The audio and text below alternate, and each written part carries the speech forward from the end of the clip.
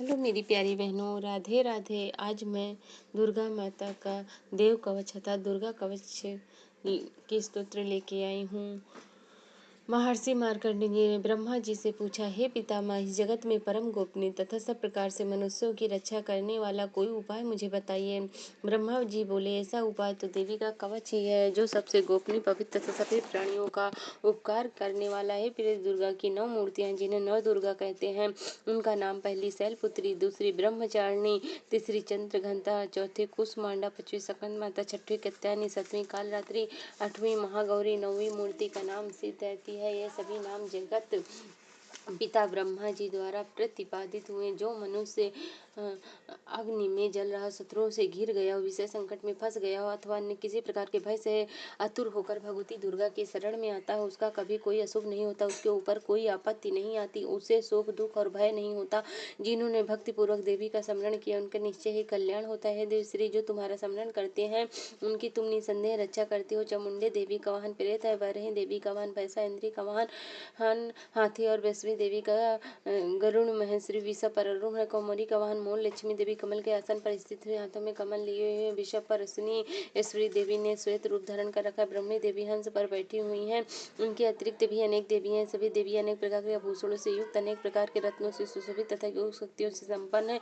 ये सभी देवियां क्रोध में भरी हुई अपने अपने वाहनों और रथों पर बैठी हुई दिखाई देती हैं। शंख, चक्र, गदा, शक्ति, हल और मूसक, खेटक और तोमर, परशु तथा पाशा, त्रिशूल तथा उत्तम शंख, धनुष आदि अस्त्र शस्त्र अपने हाथों में धारण किए हुए। इनका उद्देश्य दैत्यों का नाश करना, भक्तों को प्रभाव प्रदाय करना, देवताओं का कल्याण करना। महान रौद्र रूप, अत्यंत घोर पराक्रम, महान बल, चढ़े उत्साह वाली है देवी, तुम महान भय का नाश करने वाली हो। तुम्हारी ओर देखना भी कठिन है। शत्रुओं को भय बढ़ाने वाली दुर्गे, मेरी रक्षा करो। पूर्व दिशा में इंद्र शक्ति, मेरी रक्षा करो। अग्निकोण में अग्नि शक्ति, दक्षिण दिशा में वरही तथा नाराज कोण में खड्ग धारिणी, मेरी रक्षा करो। पश्चिम दिशा में वरुण शक्ति पर मेघ पर सवार करने वाली देवी, मेरी रक्षा करो। उत्तर दिशा में कौमोरी और ईशान कोण में त्रिशूल धारण करने वाली त्रिशूल धारिणी देवी, मेरी रक्षा करो। ब्रह्मणी ऊपर की तरफ से वैष्णवी देवी, नीचे की ओर से मेरी रक्षा करो। सवारी बनाने वाली चामुंडे देवी, 10 दिशाओं में मेरी रक्षा करे। जय मेरे भाग और विजय, पीछे की ओर से मेरी रक्षा करे। वाम भाग में अजित और दक्षिण भाग में पराजित, मेरी रक्षा करे। उद्यतिन शिखा की रक्षा करे। उमा मर्दस्तन की रक्षा करे। मेरे ललाट को मालधारी बचावे। अश्विनी देवी, मेरे भावों की रक्षा करे। भावों के बीच के 3 नेत्र और नरसिंह की अमघंटा देवी रक्षा करे। दोनों नेत्रों के मध्य भाग की संघनी और कानों की द्वारका वशनी रक्षा करे। कालिका देवी, गलों की तथा भगवती शंकरी कानों के मूल भाग की रक्षा करे। नरसिंह में सुगंधा, ऊपर की ओर की चर्चिका देवी हमारी रक्षा करे। नीचे की ओट के अमृत काल तथा जीव की सरस्वती रक्षा करे। कोमोरी दांतों की चंडिका, करसतन की रक्षा करे। चित्र घंटा, गले की घुटकी की माया कर मेरी रक्षा करे। महादेवी कमच्छे ऊँटों की सर मंगल देवी, मेरी वाणी की रक्षा करे। भद्रकाली गर्दन की रक्षा करे। धान धैर्य में दंड की रक्षा करे। कंठ की बाहरी भाग की नलगिरी की रक्षा नल कुबेरी देवी करे। मेरे दोनों कंधों की रक्षा देवी खड्गनी, दोनों भुजाओं की रक्षा ब्रजधारणी करे। मेरे दोनों हाथों की रक्षा देवी दाहिनी और अंगुलियों की अंबिका रक्षा करे। शूलेश्वरी नाकों की कुलेश्वरी देवी, मेरे कोख में रखकर रक्षा करे। महादेवी, दोनों स्तनों की शोक विनाशिनी देवी, मन की रक्षा करे। लालिता देवी, हृदय में शूल धारणी, पेट में रहकर मेरी रक्षा करे। नभी में कामनी, गुह भाग में गुहेश्वरी देवी रक्षा करे। भगवती कमर की विंध्यवासिनी, घुटनों की रक्षा करे। संपूर्ण कामनाओं को देने वाली महाबल देवी, दोनों जगहों की रक्षा करे। नरसिंह, दोनों हड्डियों की। तेजस्वी देवी, दोनों पाँवों के ऊपरी भाग की रक्षा करे। श्री देवी, पैरों की अंगुलियों की। स्थल वासिनी देवी, पैरों की तलवों की रक्षा करे। भयंकर दाढ़ों वाली दक्षिणकालिनी देवी, नाकों की। ऊर्ध्व केशनी देवी, बालों की रक्षा करे। रोम वाली की, छिद्र की, कौमोरी और त्वचा की। बागेश्वरी देवी रक्षा करे। पार्वती देवी, मेरे रक्त, मज्जा, श्वास, मांस, हड्डी और मेदों की रक्षा करे। हाथों में कालरात्रि और पीतों में मुकुटेश्वरी रक्षा करे। आदि पद्मकोश में पद्मधिका और कप में चूड़ामणि देवी स्थित होकर रक्षा करे। नाकों की तेज की ज्वालामुखी रक्षा करे। अवेद देवी, समस्त शरीर में जहाँ जहाँ जोड़ हो उन सब जोड़ों की रक्षा करे। ब्रह्मणी देवी, वीर की रक्षा करे। छातेश्वरी, छाया की तथा धर्म धारिणी देवी, मेरे अहंकार, मन और बुद्धि की रक्षा करे। ब्रज हस्त देवी, मेरे प्राण, अपमान में सम्मान, पांचों आयु की रक्षा करे। कल्याण शोभन देवी, मेरे प्राण की रक्षा करे। मुझे दीर्घायु बनाए। रस, रूप, गंध, शब्द, स्पर्श, इन विषयों को अनुभव करते समय योगिनी देवी रक्षा करे। सतोगुण, रजोगुण, सदा नारायणी देवी करे। वरही आयु की रक्षा करे तथा विष्णु धर्म की रक्षा करे। चक्री देवी, यश, कीर्ति, लक्ष्मी, धन और विद्या की रक्षा करे। इंद्रिय, मेरे गोत्र की रक्षा करे। हे चंडिके, तुम मेरे पशुओं की रक्षा करो। महालक्ष्मी, मेरे पुत्रियों की रक्षा करे। भैरवी, मेरे पति की रक्षा करे। मेरे रास्ते में सुखा तेम दुर्गा माँ रक्षा करे। राजा के दरबार में महालक्ष्मी रक्षा करे। सब ओर से व्याप्त विजय देवी, सब प्रकार से मेरी रक्षा करे। हे देवी, जो स्थान इस कवच पाठ में नहीं कहे गए हैं, अतः रक्षा से रहित मैं सब तुम्हारे द्वारा सुरक्षित हो, क्योंकि तुम विजयशालिनी, पापनाशिनी, यात्रा चाहे बिना कवच पाठ के एक पग भी न जाए, कवच का पाठ करके यात्रा करे। नित्य कवच के पाठ द्वारा सब ओर से सुरक्षित मनुष्य जहाँ जहाँ भी जाता है वहाँ सारी कामनाओं को सिद्ध करने वाली विजय की प्राप्त होती। वह जिस सभी वस्तुओं को चिंतन करता है उस वस्तु को निश्चित ही प्राप्त करता हुआ मनुष्य इस पृथ्वी पर अतुल महानेश्वर को प्राप्त करता है। कवच से सुरक्षित मनुष्य निर्जय हो जाता है, संग्राम में उसकी पराजय नहीं होती, तीनों लोकों में पूजनी होता है। देवी का यह कवच देवताओं के लिए भी दुर्बल है। जो प्रतिदिन यत्न पूर्वक प्रातः दोपहर सायंकाल श्रद्धा के साथ इसका पाठ करते हैं उसे देवी काल प्राप्त होती है। वह तीनों लोकों में कहीं भी पराजित नहीं होता, अकाल मृत्यु से राहित होकर सबसे अधिक वर्ष तक जीवित रहता है। कवच का पाठ करने वाले व्यक्ति की चेचक और कोढ़ जैसे भयंकर विधियां नष्ट हो जाती हैं, विषयों का उस पर कोई असर नहीं होता। मरण मोहन आदि जितने विचरित प्रयोग है वे सब इस कवच को हृदय में धारण कर लेने पर मनुष्य को देखते ही नष्ट हो जाते। पृथ्वी पर विचरने वाले अंकश्चरी जल से प्रकट होने वाले कुल देवता डकनी सकनी भयंकर चुड़ैल ग्रह भूत पिशाच रस्य ब्रह्म बेताल कुसुमादा आदि अनिष्ट करने वाले देवता हृदय में कवच धारण किए रहने पर मनुष्य को देखते ही भाग जाते हैं। कवचधारी पुरुष का राज्य में सम्मान उन्नति की प्राप्ति होती है। यह कवच मनुष्य के तेज को बढ़ाने वाला अति उत्तम है। कवच का पाठ करने वाले व्यक्ति अपनी कीर्ति से विभूषित पृथ्वी तल पर अपने सूर्यास्त के साथ विधि को प्राप्त होते। जो पहले कवच का पाठ करके उसके बाद दुर्गा सत्यासी का पाठ करता है उसकी जब तक वन पर्वतों कनकों सहित पृथ्वी टिके है, पृथ्वी पर पुत्र पौत्र आदि संतान परस्पर बनी रहेंगी। फिर देहांत होने पर वह पुरुष भगवती महामाया के प्रसाद से उस नित्य परम पद को प्राप्त होता है जो देवताओं के लिए भी दुर्बल है। वह सुंदर दिव्य रूप धारण करता है, कल्याणमय भगवान शिव के साथ दिव्य आनंद का उपभोग करता है। बोलो दुर्गा माता की जय। आर्गिल्य सूत्र मार्कंडी जी कहते हैं, जयंती मंगल काली भद्र काली कपालिनी दुर्गा क्षमा सिद्धार्थी और सौहा सदा नमः प्रसिद्ध जगदम्बिके तुम्हें मेरा नमस्कार। देवी चामुंडे तुम्हारी जय हो। संपूर्ण प्राणियों का पीड़ा हरने वाली देवी तुम्हारी सदा जय हो। सब में व्याप्त रहने वाली देवी तुम्हारी जय हो। हे काल्याति तुम्हें नमस्कार। मधु कट्टभ का हनन करने वाली तथा ब्रह्मा जी को वरदान देने वाली देवी तुम्हें नमस्कार। तुम मुझे रूप दो जय दो यश, तुम्हें शत्रुओं का नाश करो, मैं ससुर का वध करने वाली और भक्तों को सुख देने वाली हे देवी तुम्हें नमस्कार। तुम मुझे रूप दो जय दो यश, तुम मेरे शत्रुओं का नाश करो, रक्त बीज का वध और चंडमुंड का नाश करने वाली देवी तुम मुझे रूप दो जय दो यश, तुम मेरे शत्रुओं का संहार करो, शुभ और निशुभ तथा दुर्मच्छ का नाश करने वाली देवी तुम मुझे रूप दो जय दो यश, तुम मेरे शत्रुओं का नाश करो, सबके द्वारा पूजी चरणों वाली तथा परम सौभाग्य प्रदान करने वाली देवी तुम मुझे रूप दो जय दो यश, तुम मेरे शत्रुओं का नाश करो। हे देवी तुम्हारे रूप और चरित्र अवर्णनीय तथा अत्यंत विलक्षण है, समस्त शत्रुओं का नाश करने वाली आप मुझे यश दो और मेरे शत्रुओं का नाश करो। पापों को दूर करने वाली चंडिके जो भक्ति पूर्वक तुम्हारे चरणों में मस्तक झुकाते हैं उन्हें श्रद्धा रूप दो जय दो यश, उनके शत्रुओं का नाश करो। रोगों का नाश करने वाली चंडिके जो श्रद्धा पूर्वक तुम्हारी स्तुति करते हैं उन्हें रूप दो जय दो यश, उनके शत्रुओं का नाश करो। चंडिके संसार में जो भक्ति पूर्वक तुम्हारी आराधना करते हैं उन्हें रूप दो जय दो यश, उनके शत्रुओं का नाश करो। मुझे सौभाग्य आरोग्य दो, परम सुख दो, रूप दो जय दो यश, तुम मेरे शत्रुओं का नाश करो। जो मुझसे द्वेष रखते हैं उनका नाश करो, मेरे बल की वृद्धि करो, आप मुझे रूप दो जय दो यश, दो मेरे शत्रुओं का नाश करो। हे देवी मेरा कल्याण करो, मुझे उत्तम धन संपत्ति दो, रूप दो जय दो यश, तो मेरे शत्रुओं का नाश करो। हे अंबिके देवता और असुर दोनों ही अपने माथे के मुकुट की मणियों को तुम्हारे चरणों में घिसते हैं तथा तुम्हारे चरणों में शीश झुकाते हैं। हे देवी हमें रूप दो जय दो यश दो और शत्रुओं का नाश करो। हे भगवती अपने भक्तों को विद्वान यशवान लक्ष्मीवान बनाओ तथा उसे रूप दो जय दो यश दो, उनके शत्रुओं का नाश करो। हे प्रचंड दैत्य का घमंड को चूर्णित करने वाली चंडिके मुझे शरणगाता को रूप दो जय दो यश दो, मेरे शत्रुओं का नाश करो।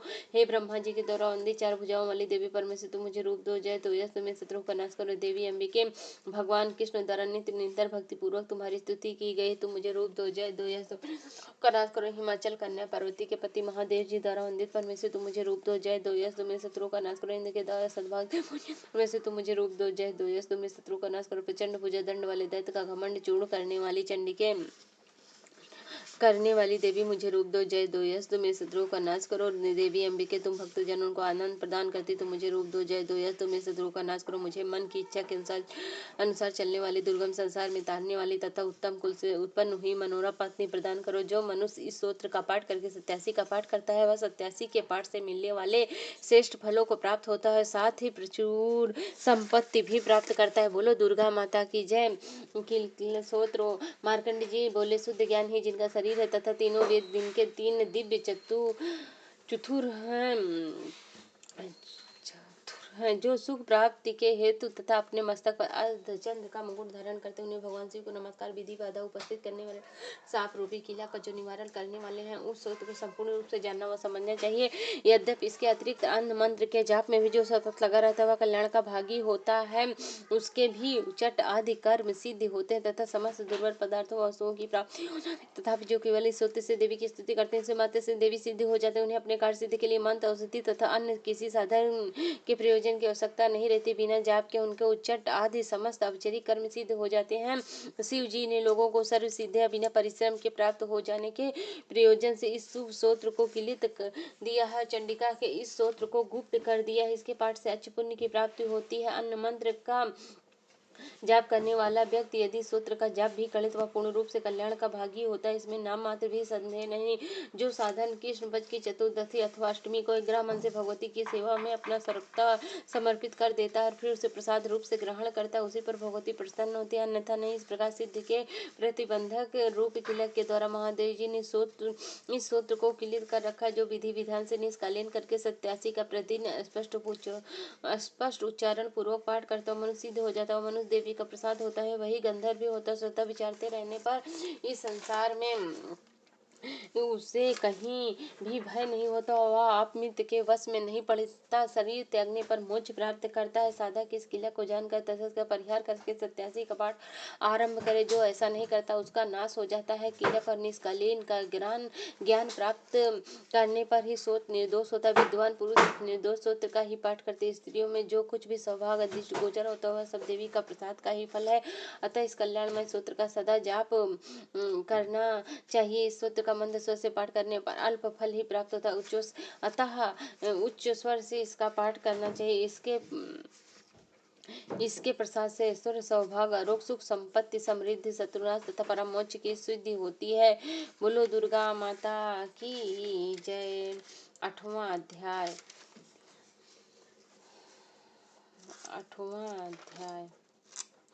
रक्त बीज का वध।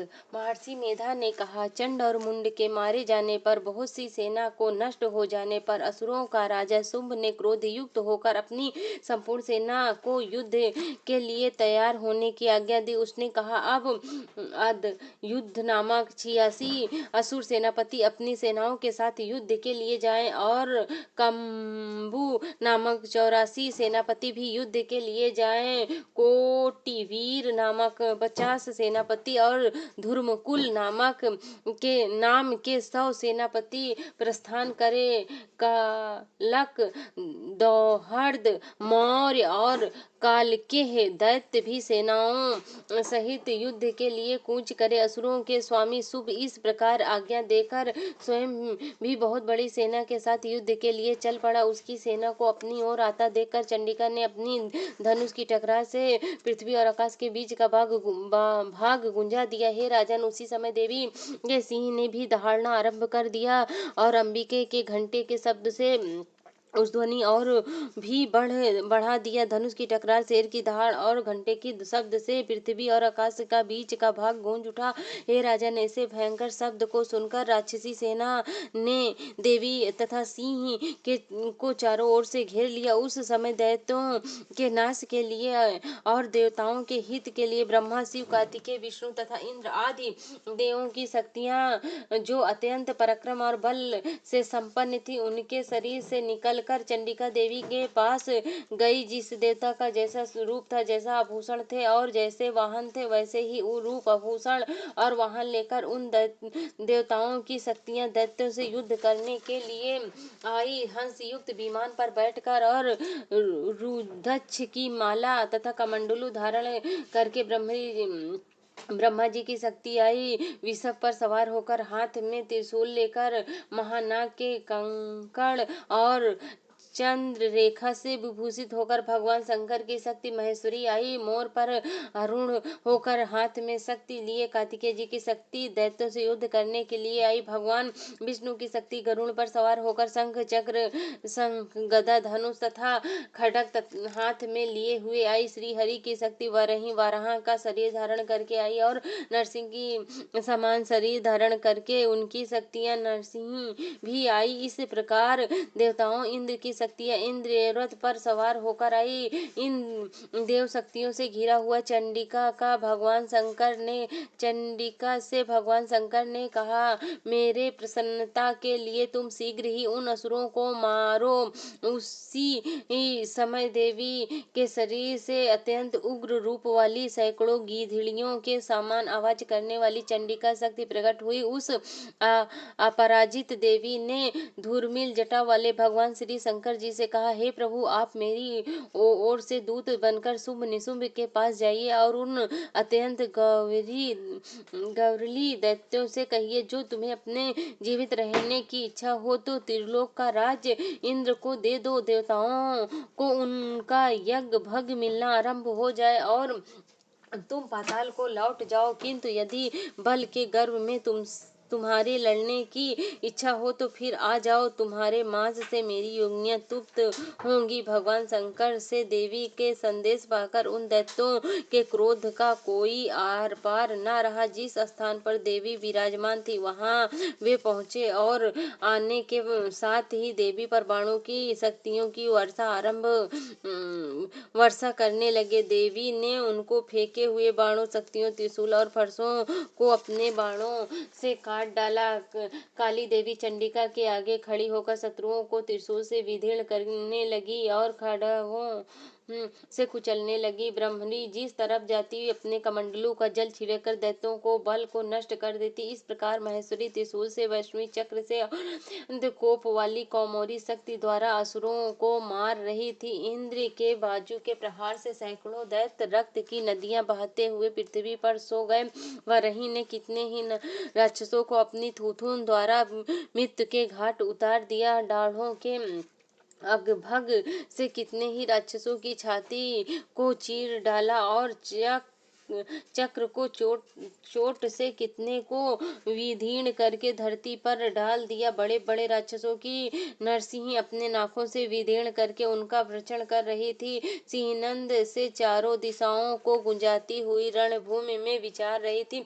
शिवदूती के प्रचंड अट्टहास से कितने ही दैत्य भयभीत होकर पृथ्वी पर गिर पड़े। इस तरह क्रोध में भरे हुए मातृगणों द्वारा नाना प्रकार के उपायों से बड़े बड़े असुर को मारते हुए देखकर राक्षसी सेना भाग खड़ी हुई। उनको इस प्रकार भागता हुआ देखकर रक्तबीज नामक महापराक्रमी राक्षस क्रोध में भरकर युद्ध के लिए आगे बढ़ा। उसके शरीर से रक्त की जितनी बूंदें पृथ्वी पर गिरती थी, तुरंत वैसे ही शरीर वाला, रक्त वैसे ही बलवान दैत्य पृथ्वी पर उत्पन्न हो जाता। रक्तबीज गदा हाथ में लेकर इंद्र के साथ युद्ध करने लगा। जब इंद्र शक्ति ने अपने वज्र से उसको मारा तो घायल होने के कारण उसका शरीर से बहुत सा रक्त बहने लगा और उसकी प्रत्येक बूंद से उसके समान ही बलवान तथा पराक्रमी अनेकों दैत्य भयंकर रूप से प्रकट हो गए। वे सबके सब दैत्य रक्तबीज के समान ही बलवान और तेज वाले थे। वे सभी देवियों से लड़ने लगे। जब इंद्र के वज्र प्रहार से उसके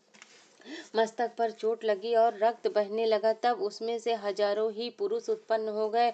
वैष्णवी ने चक्र से और इंद्री ने गदा से रक्तबीज को चोट पहुंचाई। वराही ने खड्ग से और महेश्वरी ने त्रिशूल से उसको घायल किया। वैष्णवी के चक्र से घायल होने पर उसके शरीर से जो रक्त बहा, उससे हजारों महासुर उत्पन्न हुए। उस महादैत्य के रक्त से उत्पन्न दैत्य ने मातृशक्तियों पर पृथक पृथक गदा का प्रहार किया। रक्तबीज के रुधिर से उत्पन्न हुए असुर से संपूर्ण जगत व्याप्त हो गया, जिससे देवताओं को भय हुआ। देवताओं को भयभीत देखकर चंडिका ने काली से कहा, हे चामुंडे, अपने मुख को और बड़ा करो और मेरे रक्त शस्त्र घात से उत्पन्न हुए रक्त बूंदियों तथा रक्त बूंदियों से उत्पन्न हुए सभी असुरों को तुम अपने इस मुंह में भक्षण करती जाओ। इस प्रकार रक्त क्षीण होने से यह दैत्य नष्ट हो जाएगा। तुम्हारे भक्षण करने के कारण अन्य दैत्य उत्पन्न नहीं होंगे।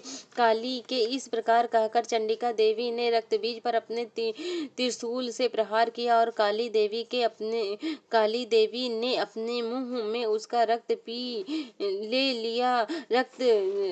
तब रक्तबीज ने गदा से चंडिका पर प्रहार किया। प्रहार से चंडिका को तनिक भी कष्ट न हुआ। कितने रक्तबीज के शरीर से बहुत सा रक्त बहने लगा, लेकिन उसके गिरते ही काली ने उसको अपने मुंह में ले लिया।